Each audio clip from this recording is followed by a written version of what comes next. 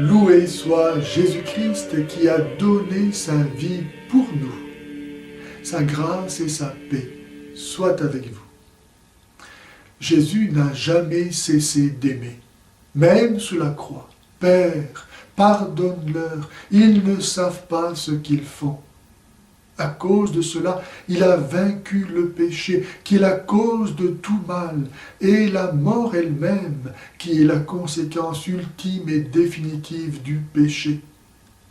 Certes, cette victoire ne supprime pas les souffrances temporelles, mais elle en fait éviter bien des nouvelles, et surtout, elle nous donne Jésus, lui qui est passé en faisant le bien.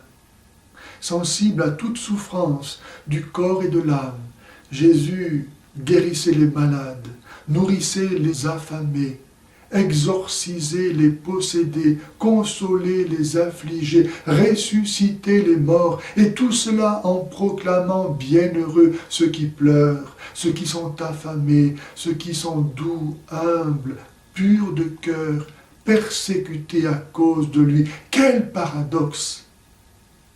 Paradoxe du Christ qui vient nous décharger du fardeau de la souffrance en le prenant sur lui. Venez à moi, vous tous qui peinez et ployez sous le fardeau, et je vous soulagerai. Voici que nous montons à Jérusalem, et le Fils de l'homme va être livré aux grands prêtres et aux scribes, qui le condamneront à mort, et le livreront aux païens. Ils le bafoueront, cracheront sur lui, le flagelleront, le tueront, et 3 jours après, il ressuscitera. Jésus est allé au-devant de la croix en pleine conscience, parce que c'est pour cela qu'il est venu, détruire par son sacrifice volontaire les œuvres du diable. De nombreux textes de l'Ancien Testament l'ont annoncé. Bien qu'innocent, Jésus s'est chargé des souffrances des hommes parce qu'il s'est chargé de tous leurs péchés.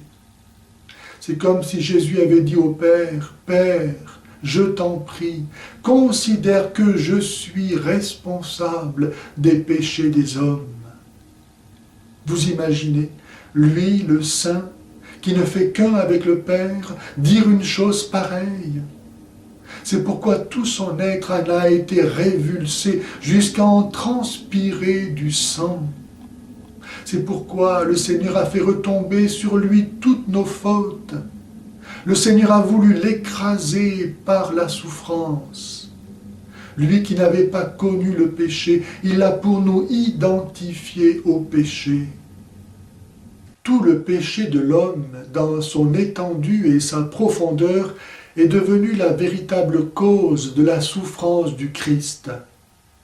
La souffrance humaine a atteint dans la passion du Christ son sommet, en raison de la perfection du Christ, mais a aussi revêtu une dimension totalement nouvelle, liée à l'amour qui crée le bien, en le tirant même du mal, en le tirant au moyen de la souffrance. Si Jésus a pu effacer les péchés, c'est parce qu'il les a assumés avec un amour qui surpasse le mal de tout péché. C'est facile de dire « je t'aime » quand tout va bien. Quand vous avez de l'argent en pleine poche, des amis, vous en avez tant que vous en voulez. Mais c'est le jour où vous allez être dans la misère que vous allez voir qui sont vos vrais amis. Ce seront ceux qui prendront de la peine pour vous. Ainsi, c'est par son obéissance, par la vérité de sa souffrance, que Jésus nous a montré la vérité de son amour et a transformé la souffrance en preuve de l'amour, c'est-à-dire en amour. C'est pour avoir compris cela que saint François d'Assise identifiait la joie parfaite avec la plus profonde déréliction, que saint Jacques appelle la joie suprême. Nul ne peut être chrétien qui, à la suite de saint Paul, me dise que jamais je ne me glorifie, sinon dans la croix de Jésus-Christ qui a fait de moi un crucifié. Certes, le langage de la croix est folie pour ceux qui se perdent, mais pour ceux qui se sauvent, pour nous, il est puissance de Dieu. Seuls ceux qui reconnaissent en Jésus l'amour de Dieu sont aussi capables d'accepter la révélation du sens de la souffrance.